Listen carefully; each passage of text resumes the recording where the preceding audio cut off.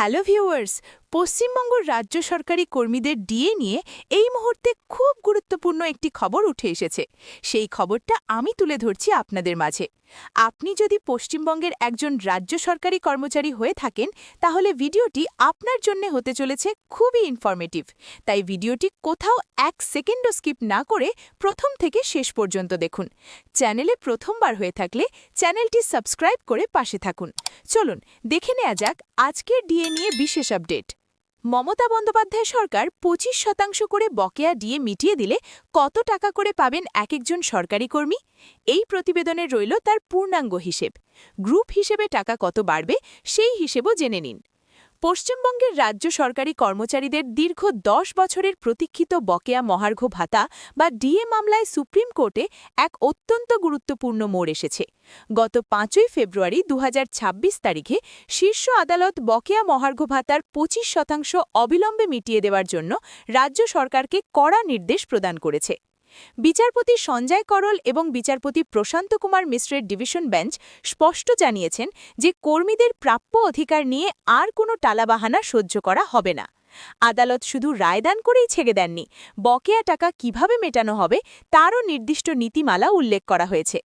Supreme court তো বকেয়া DA পরিশোধ করার নির্দেশ দিয়েছে, তবে রাজ্য সরকার 25% ডিএ এই সময়ের মধ্যে পরিশোধ করবে কিনা বা কিভাবে পরিশোধ করবে, কি কি আইনি পদক্ষেপ রয়েছে, এই নিয়ে ইতিমধ্যেই আইনি পরামর্শ শুরু করেছেন। সুপ্রিম কোর্ট তার পর্যবেক্ষণে অত্যন্ত গুরুত্বের সাথে জানিয়েছেন যে মহার্ঘ ভাতা কোনো দয়ার দান বা অনুদান নয়, বরং এটি কর্মচারীদের আইনি অধিকার। মূল্যবৃদ্ধির বাজারে জীবনযাত্রার মান বজায় রাখতে এই ভাতার প্রয়োজনীয়তা অস্বীকার করার কোনো উপায় নেই বলে আদালত অভিমত প্রকাশ করেছে। রাজ্য সরকার আর্থিক সংকটের যুক্তি খাড়া করলেও আদালত তা গ্রহণ করেনি এবং আগামী 31 মার্চ 2026-এর মধ্যে 25% বকেয়া মেটানোর সময়সীমা নির্ধারণ করে দিয়েছে। আদালতের এই কড়া মনোভাবের রাজ্য প্রশাসনের ওপর চাপ যেমন বেড়েছে, তেমনি কর্মচারীরা তাদের লড়াইয়ের প্রাথমিক জয় হিসেবে একে দেখছেন। এই সময়ের মধ্যে টাকা না মেটানো হলে আদালত কড়া পদক্ষেপ নিতে পারে বলেও ইঙ্গিত মিলেছে। ডিএ জট কাটাতে উচ্চ পর্যায়ের বিশেষজ্ঞ কমিটি গঠন। বাকি 75% বকেয়া অর্থ কিভাবে এবং কতদিনের মধ্যে মিটিয়ে দেওয়া সম্ভব তা খতিয়ে দেখতে আদালত একটি উচ্চ পর্যায়ের কমিটি গঠন করেছে। সুপ্রিম কোর্টের প্রাক্তন বিচারপতি ইন্দু মালহোত্রার নেতৃত্বে এই কমিটিতে আরও রয়েছেন বিচারপতি তিলক সিং চৌহান এবং বিচারপতি গৌতম মাঘুরিয়া। এই বিশেষ কমিটি রাজ্যের বর্তমান কোষাগারের অবস্থা এবং কর্মচারীদের মোট পাওনার পরিমাণ পর্যালোচনা করে একটি বাস্তবসম্মত রোডম্যাপ তৈরি করবে। আগামী 6 মার্চের মধ্যে এই কমিটিকে তাদের প্রাথমিক রিপোর্ট জমা দেওয়ার নির্দেশ দেওয়া হয়েছে শীর্ষ আদালতের পক্ষ থেকে। মূলত একটি স্থায়ী সমাধানের পথ খুঁজতেই এই নিরপেক্ষ কমিটি গঠনের সিদ্ধান্ত নেওয়া হয়েছে বলে জানা গেছে। রাজ্য সরকারের অবস্থান এবং আইনি জটিলতা। রাজ্য সরকারের পক্ষ থেকে আদালতে দাবি করা হয়েছিল যে একসাথে এত বিপুল পরিমাণ বকেয়া মেটানো বর্তমান আর্থিক পরিস্থিতিতে প্রায় অসম্ভব। সরকারের আইনজীবীরা যুক্তি দিয়েছিলেন যে 2025-26 অর্থবছরে এই খাতে বড় কোনো আলাদা বরাদ্দ রাখা হয়নি যা দিয়ে এই দাবি মেটানো যায়। প্রত্যেকে কত টাকা বকেয়া ডিএ পেতে পারেন? প্রাসঙ্গিক এই বকেয়া ডিএ মামলা এপ্রিল 2008 থেকে 2019 পর্যন্ত প্রদেয় বেতনের সঙ্গে সম্পর্কিত। সুতরাং এই সময়ের মধ্যে যে সমস্ত কর্মীরা যে কয় মাস বেতন পেয়েছেন তারা প্রত্যেক মাসের বকেয়া বা ডিএ পাবেন। অর্থাৎ কেউ পূর্ণ সময় চাকরি করলে পুরো বকেয়া পাবেন, অর্ধেক সময় করলে অর্ধেক বকেয়া পাবেন। প্রতিটি মাসের বকেয়া ডিএ যোগ করেই মোট বকেয়া নির্ধারণ করতে হবে।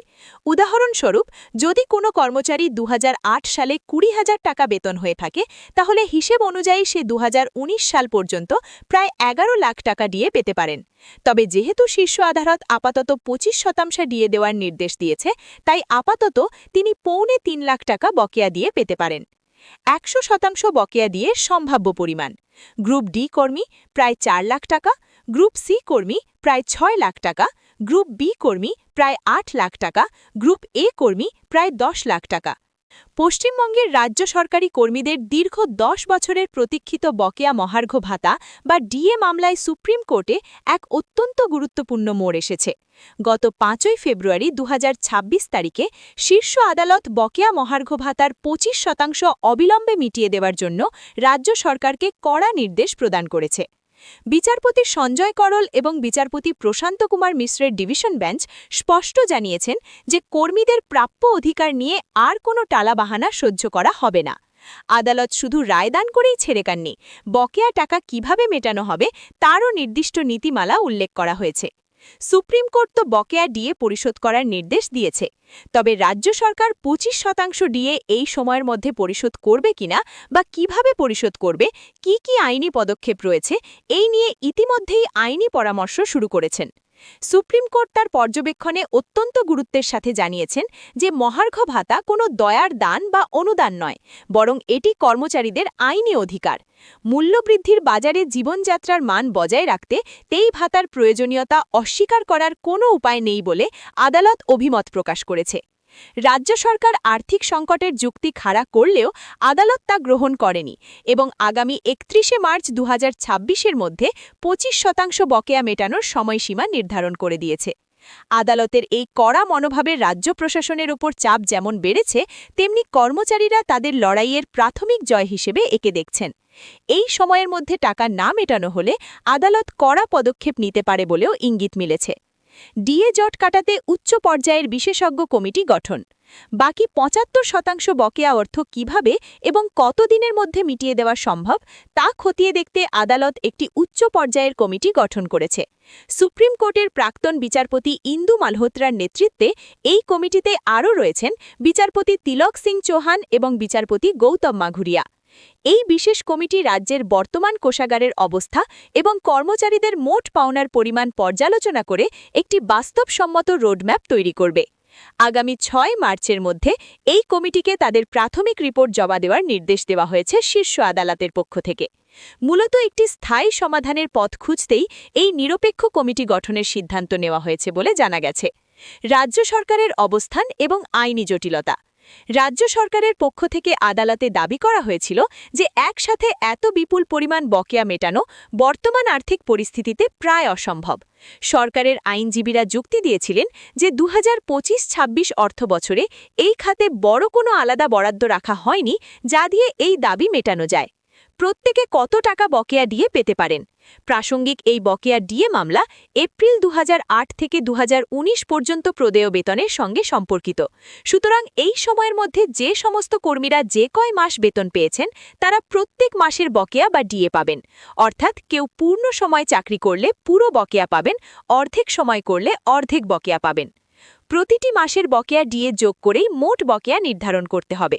উদাহরণস্বরূপ, যদি কোনো কর্মচারী 2008 সালে 20,000 টাকা বেতন হয়ে থাকে, তাহলে হিসেব অনুযায়ী সে 2019 সাল পর্যন্ত প্রায় 11 লাখ টাকা ডিএ পেতে পারেন। তবে যেহেতু শীর্ষ আদালত আপাতত 25% ডিএ দেওয়ার নির্দেশ দিয়েছে, তাই আপাতত তিনি 3.25 লাখ টাকা বকেয়া ডিএ পেতে পারেন।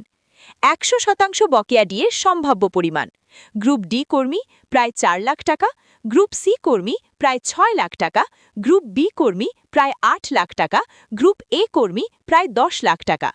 15 টাকা 25% বকেয়া ডিএর সম্ভাব্য পরিমাণ: গ্রুপ ডি কর্মী প্রায় 1 থেকে 1.15 লাখ টাকা, গ্রুপ সি কর্মী প্রায় 2 লাখ টাকা, গ্রুপ বি কর্মী প্রায় 2.5 থেকে 3 লাখ টাকা, গ্রুপ এ কর্মী প্রায় 3 থেকে 3.5 লাখ টাকা। ডিএ মামলা নিয়ে পরবর্তী চূড়ান্ত শুনানি আগামী 15 এপ্রিল 2026 তারিখে অনুষ্ঠিত হওয়ার কথা রয়েছে। ওই দিন বিশেষজ্ঞ কমিটি জমা দেওয়ার চূড়ান্ত রিপোর্ট এবং রাজ্য সরকার দেওয়া স্ট্যাটাস রিপোর্ট খতিয়ে